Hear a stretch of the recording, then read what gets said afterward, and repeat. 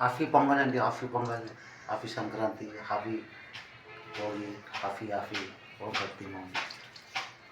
My dear come on Indian friends అందరికీ ఓం శక్తి ఓం, ఓం శక్తి ఓం. అమ్మ తల్లిదండ్రులను ఆశీర్వదము.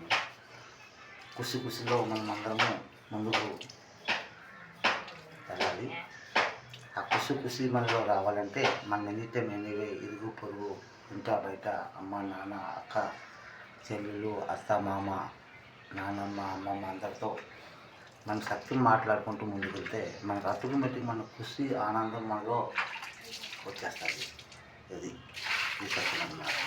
ఇండియన్ గురు ఆటోమేటిక్ ఇప్పుడు స్టెప్లైజర్ అండి. ఆటోమేటిక్ అంటే ఇప్పుడు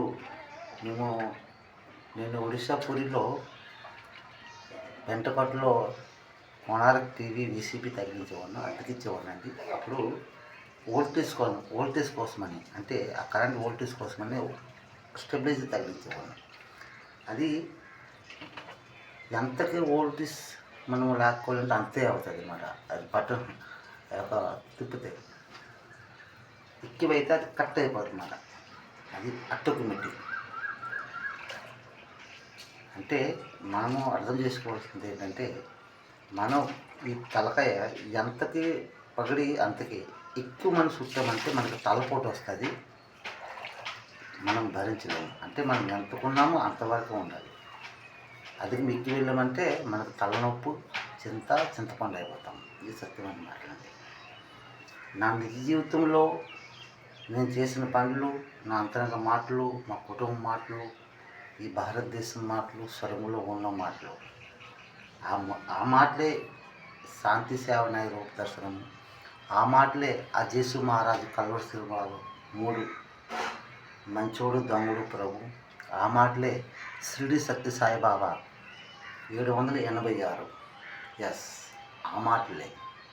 అందులోనే అంతరంగ మాటలు, సంఘర్షాలు, సంవాదాలు, అంతరంగ మాటలు. ఎస్, మనకి ఇంకా కలియుగం లేదు. కలియుగం ఉన్నది అనుకుంటే మనలో మనమే మోసపోయాము. మనం ఇప్పుడు ఓం సత్యయుగంలో వచ్చాము. ఇప్పుడు మనం సత్యం మాట్లాడకపోతే ఆటోమేటిక్ మనకి తెగుళ్ళు వస్తాయి. సత్యంలోనే శక్తి ఉంది, సత్యంలోనే ఓం శాంతి ఉంది.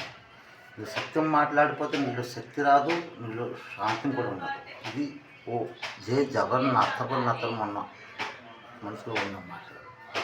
అమ్మ కనకదుర్గమ్మ మనసు మొత్తం మాట్లాడు.